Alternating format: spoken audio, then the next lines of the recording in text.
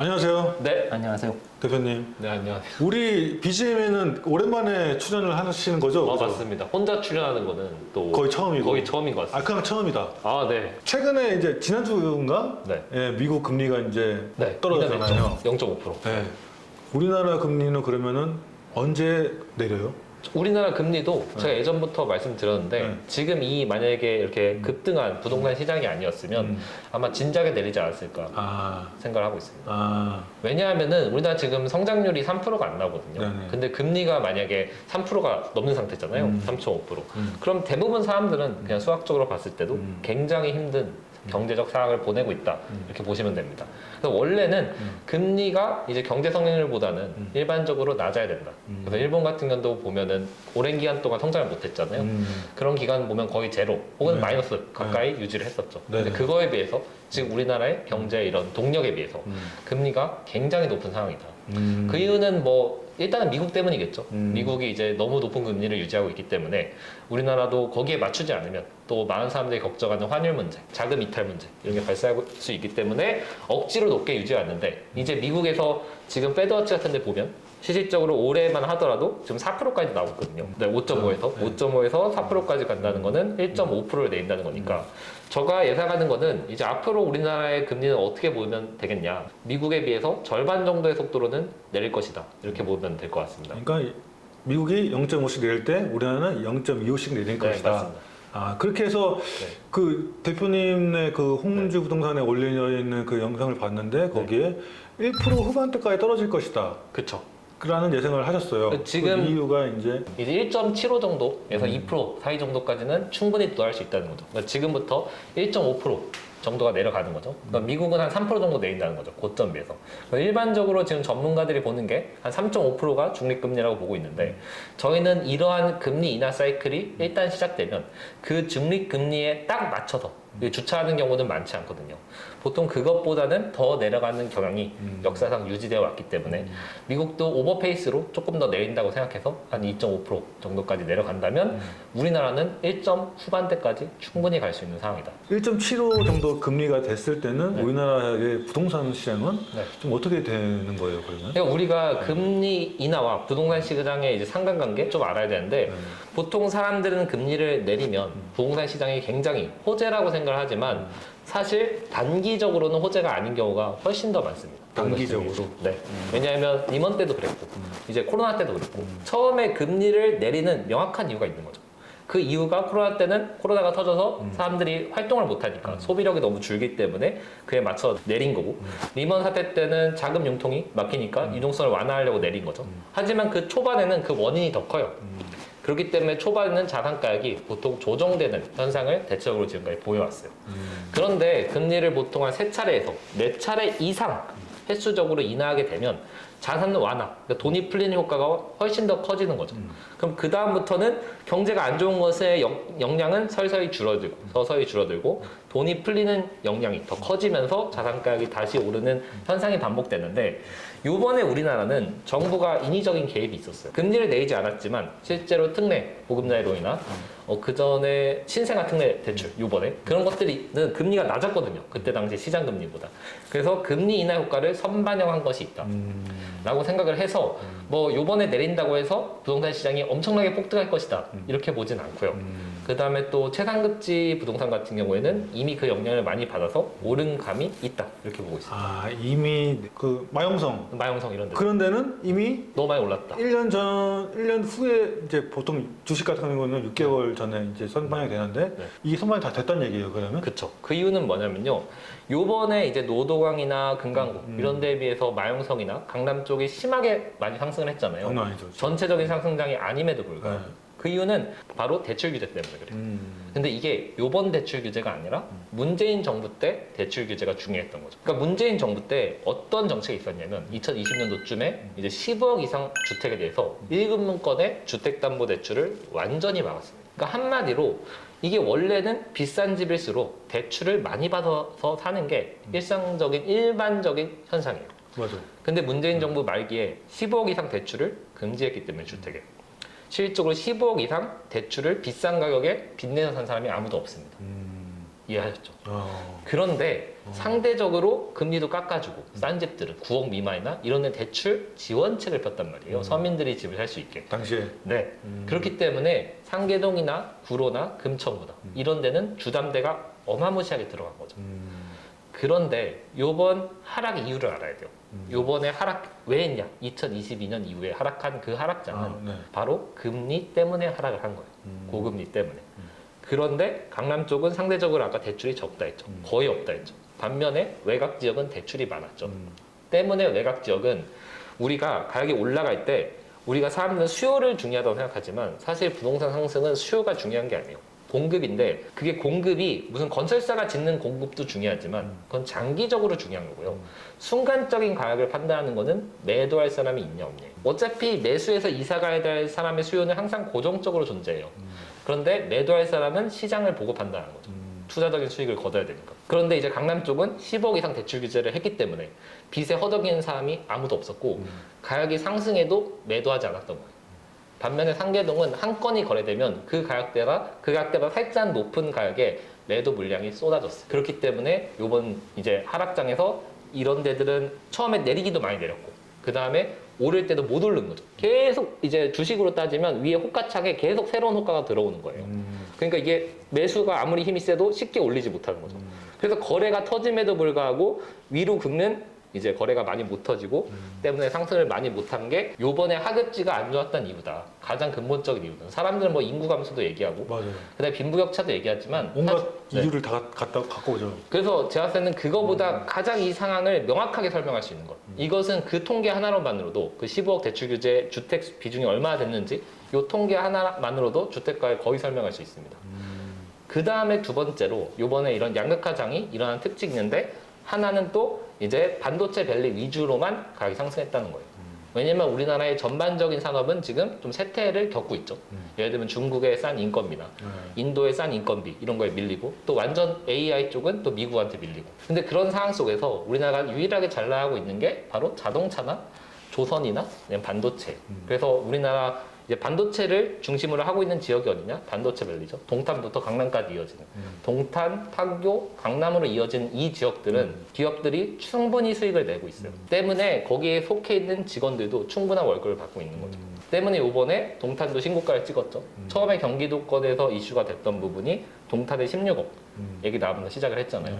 그래서 강남권이나 이런 라인들이 다 반도체 영향을 받는 라인이다. 그래서 이런 기업들은 수익이 충분했고 월급도 유지됐고 신입사원도 계속 증가를 했기 때문에 이러한 요소들이 시장에 반영됐다. 그래서 경기도의 상승 딱 축을 보면 반도체 중심 라인으로 강남, 송파, 판교, 분당, 성남, 동탄 이런 라인까지는 다 빨간색.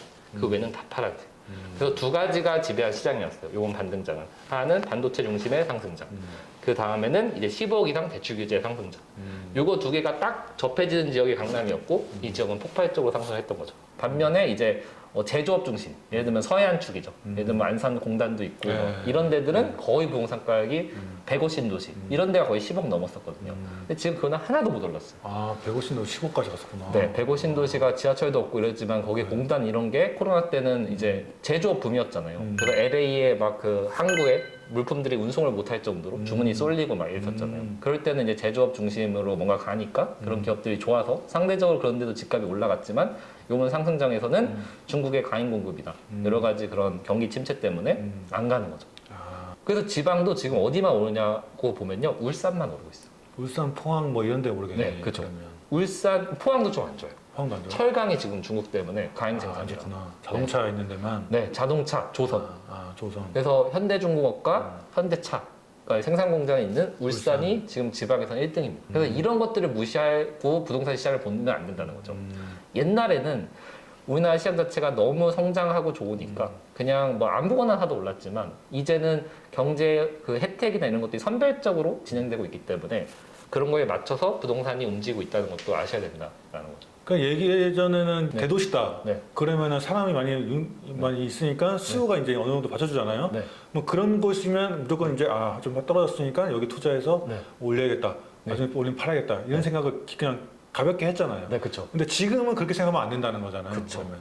이제는 산업이 정말 고도화되고 살아남을 수 있는 기업만 살아남고 특히 경쟁력 없는 제조업 도시 같은 경우에는 중국이 지금 세계적으로 이제 글로벌적으로 문제되는 거는 저가의 중국에 계속 물품을 공급하는 게 있잖아요. 그래서 미국도 이제 규제를 하는 거고. 그래서 그런 문제 때문에 우리나라도 확실한 산업적 우위가 없으면 그런 우위를 유지할 수 없기 때문에 예전에는 그냥 집값이 고평가되면 다시 어느 정도 안정화되면 그 동네에 수요가 있기 때문에 사실 수요가 있었지만 이제는 그런 기반이 다 붕괴되고 특히 자영업자들은 완전히 붕괴됐단 말이에요. 그래서 지금 가장 집값이 안 오르는 가장 큰 대도시를 뽑자면 부산이에요. 부산은 100대 기업이 하나도 없습니다. 그러니까요.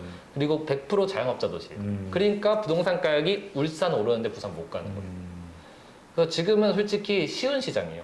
다 해석이 되고 그래서 그런 경제적 관점으로 보면 앞으로 어떻게 될지도 예측 가는 거예요. 그러네요. 오히려 네, 그 그쵸. 투자의 길이 맞죠. 선명해진 것 같네요. 그렇게 그쵸. 따지면 또 모르는 사람들은 그냥 도대체 어떻게 해야 되는지 네. 이렇게 생각할 수 있겠지만 이 영상을 지금 보시는 분들은 네.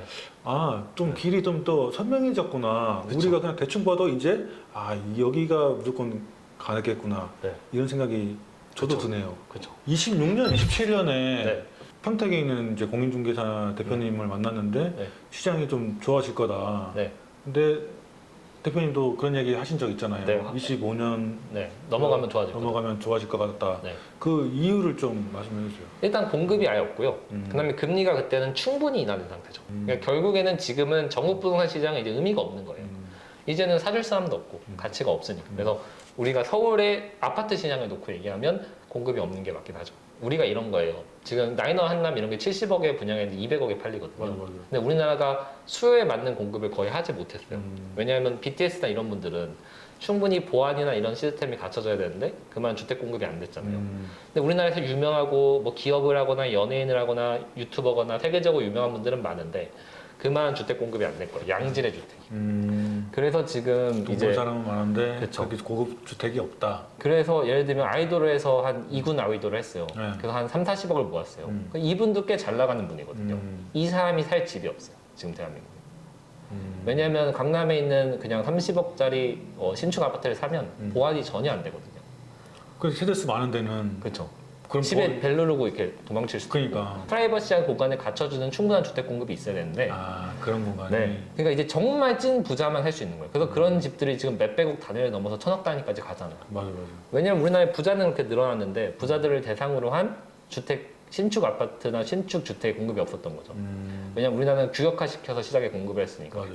그래서 주택은 부족하다. 근데 그 부족한 게 빌라 이런 게 부족한 게 아니라 이제 서울에 있는 신축 비싼 아파트가 부족한 거고 그런 것들은 평점 빈부격차는 커질 거거든요.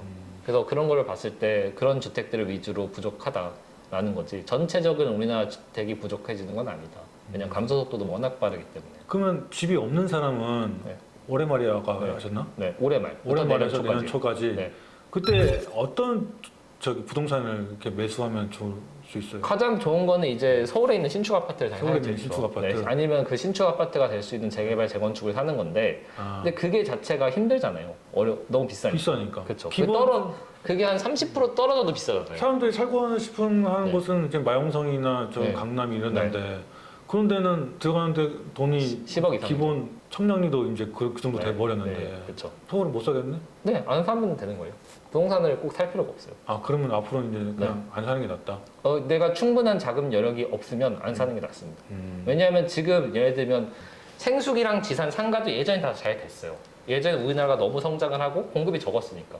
근데 앞으로는 점점 아니잖아요. 인구도 줄고 그 다음에 생산 가능한 지역들은 더 줄어들고 사람들은 더 모여 살 거고 병원도 없어지고 있잖아요. 지방은 지금 의사 파업 이런 거 하면서. 맞아요. 그렇기 때문에 결국에는 앞으로 지산을 의무적으로 살 필요가 없잖아요. 생수를 의무적으로 살 필요 없잖아요. 캐리 샀다가 지금 인생이 망가진 분들이 한두 분이 아니에요. 부동산도 똑같아요. 내가 이상한 지산 살 거니 안 사는 게 좋은 것처럼 이상한 부동산 살 거니 부동산을 살 필요 없고 미국 주식 같은 거 하는 게 훨씬 더 현명해요. 확실한 부동산을 사는 게 더 네. 좋다. 그리고 그게 아니면 그냥 부동산을 사면 되고 대한민국은 가장 그냥 전월세 살기에 가장 싼 나라예요. 우리나라 집값은 비싸지만 보통 서울의 신축 아파트면 집값이 10억이면 전세가는 4억 5천 정도예요. 전세가율이 45%. 맞아요. 근데 거기에 또 저금리로 은행에서 대출을 해준단 말이에요. 그러면 집값이 소득 대비 엄청 비싸다고 하지만 전세가에다가 이 전세 대출까지 받으면 전 세계에서 이 정도 경제를 갖춘 그 어느 나라보다 거주비를 저렴하게 살 수가 있어요. 그것도 최상류층이 사는 집에. 왜냐면 그분들이 자기가 안 살고 노인분들이 월세를 주거든요. 낮은 금액에도. 사실 말도 안 되는 월세율이죠. 집값에 대비해서. 근데 맞아. 우리나라에서는 집값 상승에 그런 희망이 있기 때문에 굉장히 낮은 가격에 준단 말이에요. 집값 대비. 그래서 사실 그냥 전월세를 살고 잘 나가는 미국의 엔비디아나 뭐 테슬라나 그런 기업들을 저 가격이 조정됐을 때 사는 게 당연히 좋고요. 만약에 이제 내가 아까 말씀드린 그런 서울의 핵심지의 신축이 될 수 있는 무언가를 사거나 경기도의 핵심지의 신축이거나 신축이 될 수 있는 무언가를 아주 저렴한 가격에 잡지 않으면 부동산을 안 하는 게 맞고 저는 그래서 손님이 한 80%를 돌려보내요. 부동산을 사지 말라고. 네. 너무 당연한 거예요. 그러니까 상가, 국장 이런 거 생각하면 돼. 너무 이게 어려운 문제가 아니라 우리 주변에 있는 상가나 국장이나 코스피를 누가 하게 요구하면 사실 사람을 이게 해코지 않을 수도 있거든요. 코스피 하라고 하면. 그렇죠. 그런 건 똑같은 거. 근데 어떻게 그 코스피 이상한 주식을 사는 것처럼 부동산도 지방에 잘못 사면 코스피 이상한 주식 사는 거랑 똑같은데 그걸 강하게 추천할 수 있어요. 네. 부동산에 왔는데 부동산 사지 말라 그러니까 너무 웃기잖아 지금. 그래서 웃는 건데 네. 일기 신도시 네. 재건축하려고 하고 있죠. 네. 상기 신도시 네. 한다고 뭐 하고 있죠. 네. 지금 평택 같은데 네. 지금 막 고덕이나 네. 지제 쪽에 네. 막 거기 평택은 뭐 시티가 또 많아요. 네. 컴팩트 시티, 브레인 시티, 네. 뭐 막 경기도에 막 네. 용인에 또 반도체 네. 클러스터 네. 거기도 이제 막 지금 만들려고 하지. 네. 뭐 이런데 지금 삼성의 평택 공장 있잖아요. 네. 거기가 원래 파운더리를 하려고 공장 하나를 통으로 빼어놨어요. 음. 원래 파운드리 이제 TSMC랑 경쟁하죠. 네. 근데 그거를 지금 포기하고 디램으로 채우고 있어요. 그러니까 우리가 장소만 늘어난다고 사업이 생기는 게 아니에요. 그러니까 우리가 지식산업센터만 지은다고 기업이 생겨나지 않아요. 이미 우리나라의 성장 가능성과 한계는 성장률로서 얘기하는 거예요. 더 이상 그 공간의 증가 속도에 비해서 더 이상 그 공간을 채울 사람과 산업과 기업이 없습니다. 있는 기업도 지금 정리하고 있어요. 부동산을 잘하셨던 이제 선배님들이나 이런 사람들 보면 저도 부동산 전공했으니까 지금 그런 컨설팅을 많이 해요. 기업인데 예전 제조업 기업이에요. 그래서 이걸 어떻게 정리하고 그 위치에 아파트를 짓거나 공장 부지가 있으니까 그런 걸로 이제 엑시트하는 전략을 하는 거예요. 상속세도 너무 많고 기업 해봤자 남는 것도 없고 그러니까 이렇게 정리해 나가는 거죠. 있는 기업도 사라지고 있어요. 그러니까 공간만 많이 만들면 공간만 남는 거죠. 그래서 지방에 무슨 혁신도시라든지 아니면 지방의 어떤 기업 부지 다 빈 땅이거든요. 어디까지 편집이 될지 모르겠지만 일단 네. 네, 좋은 많이 말- 편집해주세요. 네? 많이 편집해주세요. 하여튼 심플하게 네. 예, 사람들이 잘 알아들을 수 있도록 편집하겠습니다. 네. 네, 오늘 말씀 감사하고요. 네. 다음에 또 뵙도록 하겠습니다. 네, 감사합니다. 고맙습니다. 감사합니다.